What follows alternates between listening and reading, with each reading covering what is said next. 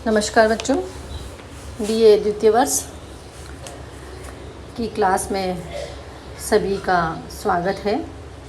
हम वैदिक सूक्त कुसुमांजलि का अध्ययन कर रहे थे, जो रक सूक्त कुसुमांजलि है आपके पाठ्यक्रम में, जो कि जिसके अंतर्गत ऋग्वेद के अलग अलग सूत्र हैं और अलग अलग सूक्त में से जो सबसे पहला सूक्त हम अध्ययन कर रहे थे वो है अग्नि सूक्त। ये ऋग्वेद के प्रथम मंडल का पहला सूक्त है।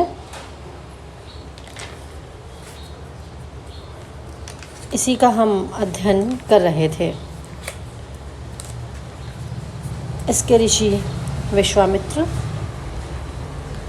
हम जो मंत्र आज लेंगे वो है अग्निना रयिम अश्नवत पोषमेव दिवे दिवे यशशम वीरवत्तम। यहाँ पर अग्निदेव से जो है ऋषि हैं, जो मंत्र दृष्टा, उनके द्वारा आग्रह किया गया है कि अग्निदेव, हम आपकी प्रतिदिन, हम जो यजमान हैं वो प्रतिदिन आपसे आपकी स्तुति करते हैं और आप हमको निरंतर पोषण को प्राप्त करने वाले दान और यश आदि और पुत्र और नौकर और वीर पुत्र सब हमें प्राप्त करें और साथ में धन भी हमें प्राप्त करवाएं। अग्निना, हे अग्निदेव, दिवे दिवे, प्रतिदिन ही, पोषण को प्राप्त होने वाले, यशशम, यश को प्राप्त होने वाले, वीरवत्तम, वीरता से युक्त पुत्र और नौकर, भृत्य यानी नौकर आदि, ये सभी, रयिम, इस प्रकार के धन को, अश्नवत, हमें प्राप्त कराएं। अर्थात कहने का तात्पर्य है कि हे अग्निदेव, हम आपकी स्तुति करते हैं और आप जो है हमें स्तुति किए जाने पर हमसे प्रसन्न हो जाए। ख़ास तौर पे इस मंत्र में दो बातों का पता चलता है कि हम आपकी स्तुति करें, और ये कहा जा सकता है कि उस समय भी लोग जो है स्तुति करने से प्रसन्न होते थे और अन्य वस्तुओं के साथ साथ जो धन है उसका भी अत्यंत महत्वपूर्ण स्थान था। धन का अभी भी महत्वपूर्ण स्थान है, हमेशा से धन का महत्वपूर्ण स्थान रहा है।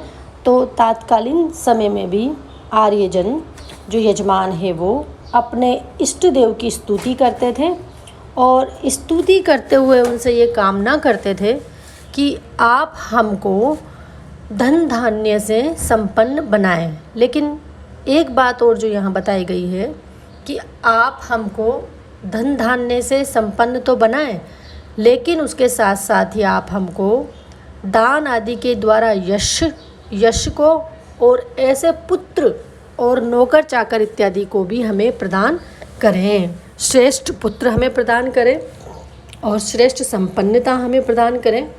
इस प्रकार की बात यहाँ पर कही गई है। इस मंत्र की अगर बात करते हैं तो इसमें यजमान शब्द छिपा हुआ है। अर्थात जो यजमान कौन होता है? जो यज्ञ करता है। और यज्ञ करने से क्या मतलब है? जो अभी के अर्थों में हम लेते हैं तो जो कि स्तुति करता है, पूजा करता है, प्रार्थना करता है, वो यजमान कहलाता है। तो हम जो यजमान हैं, जो आपकी स्तुति कर रहे हैं, आप हमसे संतुष्ट हो जाएं और संतुष्ट बन करके हे अग्निदेव, आप हमें न केवल धन बल्कि वीर पुत्र और सेवक आदि सभी हमें आप प्रदान करें। इस प्रकार की बात यहाँ पर कही गई है। अगला जो मंत्र है, अग्नेयम यज्ञम अध्वरम विश्वतः परिभूयसी स ईदेवेषु गच्छति। यहाँ पर क्या कहा गया है कि हे अग्निदेव, जो आप क्या करें कि जो हिंसा से रहित यज्ञ हम सभी दिशाओं को प्रदान कर रहे हैं, उस यज्ञ से आप देवताओं को तृप्त करें।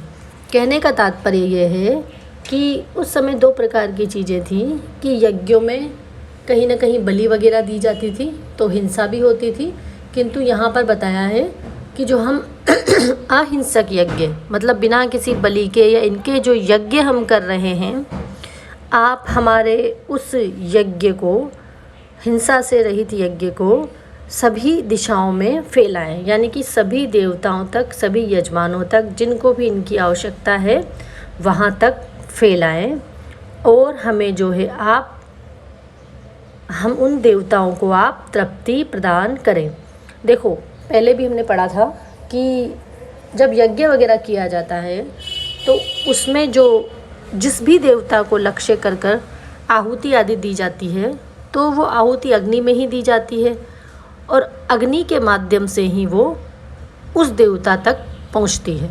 तो यही बात यहाँ पर कही गई है कि आप जो है, हम जो अन्य देवताओं को भी लक्ष्य करके जो आहुति वगैरह यज्ञ में दे रहे हैं, उनकी जो सेवा पूजा वगैरह कर रहे हैं, आप उसे भी अन्य देवताओं को प्राप्त कराएं कि हे अग्नि देवता, यम जो अध्वरम हिंसा से रहित यज्ञम जो यज्ञ है वो विश्वतः का मतलब होता है या सभी दिशा, विश्व से मतलब हम जानते ही हैं संपूर्ण संसार, संपूर्ण विश्व। यहाँ पर मतलब है कि सारी की सारी दिशाओं में परिभू प्राप्त करवाएं, फैलाएं। असी और हम वह यज्ञ जो है आप देवेशु देवताओं तक गच्छति जाता है, वह यज्ञ हमारा, यज्ञ की आहुतियाँ हमारी देवता तक जाती है। किंतु किस प्रकार जाती है? जब आप हमारी उन आहुतियों को देवताओं को प्राप्त कराते हैं। तो इस प्रकार से अग्निदेव से यहाँ पर आग्रह किया गया है कि आप हविष्यान्न को संबंधित देवता तक पहुँचाएं ताकि वो हमारी स्तुतियों को, प्रार्थनाओं को सुन सके। यहाँ पर जो अध्वरम शब्द आया है वो यज्ञ का विशेषण है। इसका जो अर्थ है वो है हिंसा से रहित, अर्थात न विद्यते ध्वर हिंसा यत्र स अध्वर। देखो, ध्वर यानी हिंसा, और जहाँ पर हिंसा नहीं है तो वो क्या कहलाएगा? न विद्यते ध्वर। जहाँ पर ध्वर नहीं है, हिंसा से रहित है, तो वो अध्वर कहलाएगा। तो हमारे जो यज्ञ हैं वो हिंसा से रहित हैं, अर्थात हम उसमें किसी प्रकार की कोई बलि वगैरह दे नहीं रहे, कोई पशु बलि वगैरह नहीं दे रहे। अतः उस बलि को हिंसा माना जाता है। और एक बात और कह सकते हैं यहाँ पर कि अगर हम बलि देते भी हैं तो वो पशु आदि की बलि इसलिए होती है कि वो स्वर्ग को, वो जो पशु आदि है वो स्वर्ग को प्राप्त हो जाए। तो ये एक तरह की, उनके अनुसार ये एक तरह की हिंसा नहीं है। इस पर बहुत से तर्क वितर्क हुए हैं, हम भी कर सकते हैं, लेकिन तात्कालीन समय में जिस प्रकार की विचारधारा रही है, हमें उसी प्रकार का अध्ययन करना है कि जो हम बलि इत्यादि प्रदान करते हैं वो बलि तो उस पशु को स्वर्ग का मार्ग प्रशस्त करने वाली होती है। इसीलिए जो वो बलि है उसको भी हिंसा नहीं माना जाना चाहिए। एक सूक्ति प्रसिद्ध भी है इस मामले में, वेदिकी हिंसा न भवति, अर्थात वेदों के अनुसार जो हिंसा की जाती है वो हिंसा नहीं होती। और जब यज्ञ में हविष्यान का मतलब वही है जो हम आहुति प्रदान करते हैं, तो जो यज्ञ में आहुति यानी कि जो हविष्यान प्रदान किया जाता है तो अग्नि की लपटें चारों ओर से निकलती है। अतः ये कहा जाता है कि हे अग्निदेव, आप उसे सभी दिशाओं में प्राप्त करते हो, यानी कि कहने का तात्पर्य समस्त दिशाओं में, समस्त विश्व में आप उसको फैलाते हो प्राप्त करके। क्योंकि किसी भी देवता का अर्चन पूजन अगर यज्ञ के माध्यम से किया जा रहा है तो सबसे पहले आहुति अग्नि को ही प्रदान की जाती है। इस प्रकार से यहाँ पर बात कही गई है। अगला मंत्र हम लेंगे। अग्निर्होता कवि क्रतु सत्य चित्र श्रवस्तम देवो देवे भी आगमत। देखो यहाँ पर क्या बताया गया है। पर मंत्रदृष्टा ऋषि कहते हैं कि जो होम का मतलब वही जो यज्ञ के अंदर जो यज्ञ को निष्पादित करने वाले जो हैं देवता, तो होम को निष्पादित करने वाले, और वो कैसे हैं, वो अतीत और अनागत सभी प्रकार के यज्ञ आदि कर्मों को जानने वाले हैं और मिथ्या से रहित हैं, अर्थात किसी भी प्रकार के झूठ से वो रहित हैं और निश्चय ही वो जो हैं फल को देने वाले हैं। विविध प्रकार की कीर्ति से वो युक्त हैं, दिव्य गुणों से संपन्न हैं।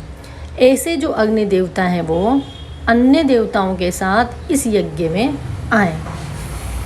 कहने का तात्पर्य यहाँ पर अग्निदेव की विशेषताएं बताकर ये बताया गया है कि ऐसे अग्निदेव अन्य देवताओं के साथ हमारे इस यज्ञ में पधारें, कि देवता स्वरूप होता होम को निष्पादित करने वाले कवि क्रतुः क्रांत प्रज्ञ अर्थात सर्वज्ञ बुद्धिमान और प्रशंसनीय। क्रांत प्रज्ञ से तात्पर्य यहाँ पर है जो कि सर्वज्ञ हैं, बुद्धिमान हैं और प्रशंसनीय हैं। क्रतु यानी प्रतिभा, शक्ति, योग्यता, यानी कि जिनकी प्रतिभा जो है वो सर्वज्ञ है और बुद्धिमान है, प्रतिभा से जो संपन्न है। सत्य का तात्पर्य है जो झूठ से रहित, और यहाँ पर हम सत्य को इस अर्थ में लेंगे कि जो झूठ से रहित हैं और हमेशा ही जो है फल को देने वाले हैं। क्योंकि हम अगर किसी देवता की सेवा पूजा करते हैं और वो हमें फल नहीं देते हैं तो इनके तात्पर्य के अनुसार वो झूठ है, तो इसीलिए वो अवश्य फलदाता है अग्निदेव। चित्र यानी विशेष प्रकार की, विविध प्रकार की, श्रवस्तमः विविध प्रकार की कीर्तियों से वो युक्त हैं।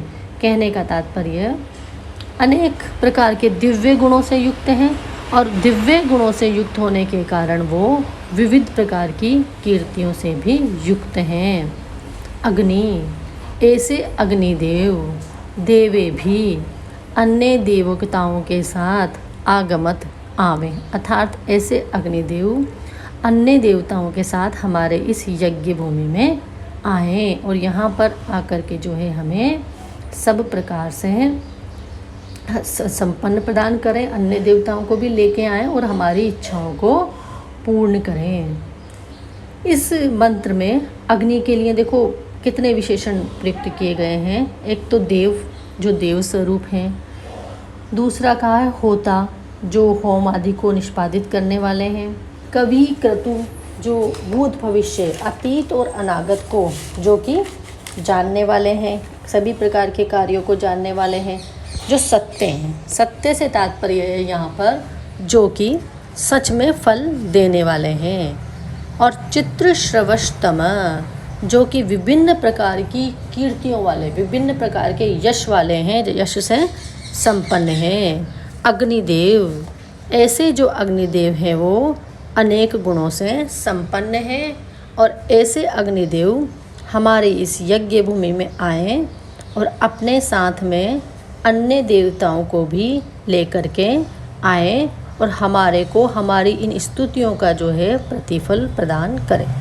देखो यहाँ जो शब्द आया बच्चों कवि क्रतु, इसमें बहुव्रीहि समास है, क्योंकि कवि क्रतु यस्य स अर्थात कर्मधार्य कविश्चासो क्रतु समास है। और चित्र श्रवस्तम, इसमें भी देखो शूर, इसकी जो विग्रह होगा शूर्यते इति श्रवः कीर्ति, चित्र श्रव यस्य स चित्र श्रव तम प्रत्यय कर दिया गया है और इसीलिए ये शब्द बना है चित्र श्रवस्तमः, अर्थात चित्र यानी विविध प्रकार की, श्रव यानी क्या होता है जो सुनी जाती है, और क्या सुनी जाती है, यश सुना जाता है, कीर्ति सुनी जाती है, और तम यानी विशेष प्रकार, तो जिनकी कीर्तियाँ, विविध प्रकार की कीर्तियाँ बहुत ज़्यादा प्रसिद्ध है, उनका यश बहुत अधिक फैला हुआ है, ऐसे अग्नि देवता हमारे इस यज्ञ में आए। आगमत, यहाँ पर आगच्छतु अर्थ में लोट लकार में गम को छांदस यानी कि गच्छ प्रभाव तथा तू के ऊ का लोप होकर के ये आगमत रूप सिद्ध हुआ है। सत्य शब्द जो है सत्सु साधु अर्थ में, अर्थात जो सच है यानी कि जो सच में ही हमारे सभी प्रकार के जो कष्ट हैं उनको निवारित करने वाले हैं और साथ ही जो है हमें सत्य रूप में हमें फल प्रदान करने वाले हैं। ऐसे अग्निदेव से क्या आशा की गई है कि वो हमारे इस यज्ञ भूमि में आए, न केवल वो अकेले आए बल्कि अन्य सभी देवताओं को लेकर के हमारी इस यज्ञ भूमि में पधारें।